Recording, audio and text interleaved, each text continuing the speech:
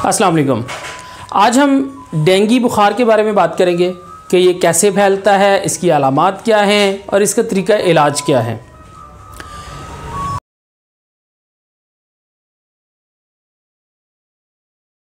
Dengue बुखार basically dengue एक virus है जो कि मच्छर के ज़रिए से फैलता है।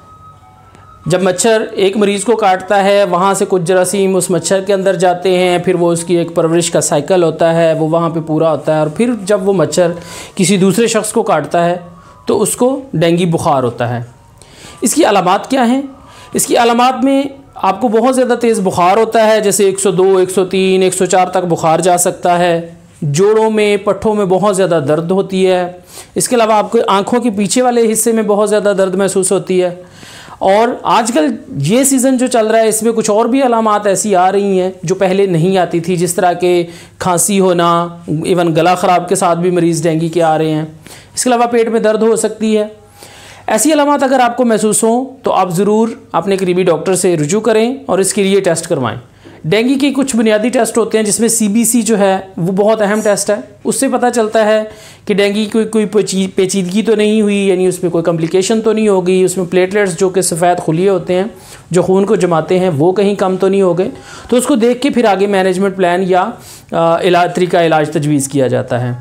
अगर तो ऐसी कोई अलामात नहीं आती, जो कि तकरीबन 90-95% लोगों में सिर्फ बुखार तक ही महदूद रहता है डेंगू, या कुछ हद तक प्लेटलेट कम होते हैं लेकिन इससे आगे कोई पेचीदगियाँ नहीं आती, तो उस सूरत में आपको कुछ घबराने की ज़रूरत नहीं होती।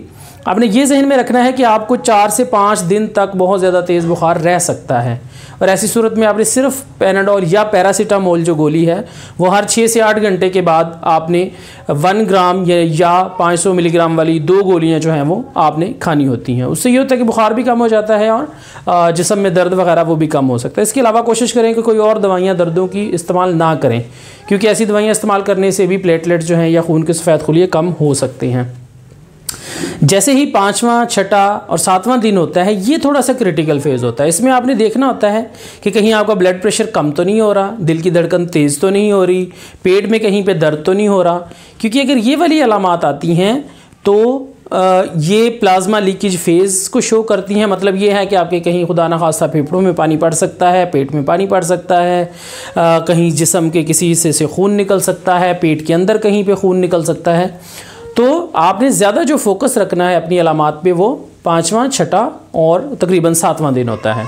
7वें दिन के बाद प्लेटलेट या अगर आपके कम हुए भी हों तो वो बेहतर होना शुरू हो जाते हैं और जिस्म में कमज़ोरी मज़ीद 1-1.5 हफ़्ता रह सकती है, लेकिन बुखार आपका ठीक हो जाता है, प्लेटलेट बेहतर होना शुरू हो जाते हैं।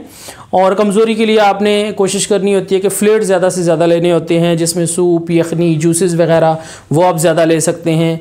खाने में कुछ इसमें मना नहीं होता, आप कुछ भी खा सकते हैं, जो आपका दिल करे, जो आपका जिस्म बर्दाश्त करे वो आप खाने पीने में इस्तेमाल कर सकते हैं। डेंगू से बचने की जो एहतियाती तदाबीर हैं वो बहुत अहम है। उसमें आपने कोशिश करनी है कि मच्छर से बचना है। तो ज़ाहिर बात है मच्छर से बचने के लिए आपने एक तो फुल स्लीव्स कपड़े पहने। इसके अलावा आप जब भी कहीं पार्क वगैरह में शाम या सुबह के टाइम को इन दिनों में अवॉइड करें, ना जाएं, क्योंकि ऐसी जगहों पे ज़्यादा मच्छर होता है और ज़्यादा डेंगू या मलेरिया होने का खदशा होता है। इसके अलावा अपने घर में कहीं पे भी करीब पानी जमा ना होने दें, ठीक है। अगर कहीं पे कोई गमले वगैरह रखे भी हैं तो कोशिश करें कि उनको उतना ही पानी लगाएं कि वो ज़्यादा देर तक उसमें ठहरे ना, और जितनी के पौधे की ज़रूरत है।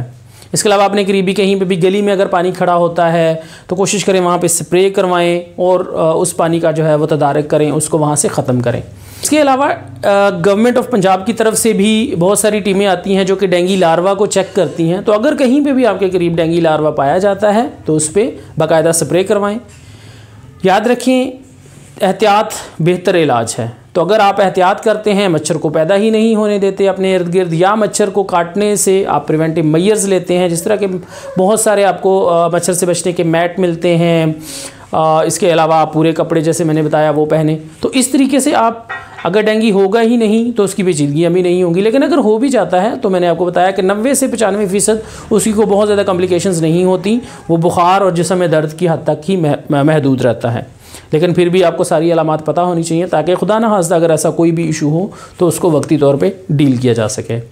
Thank you so much.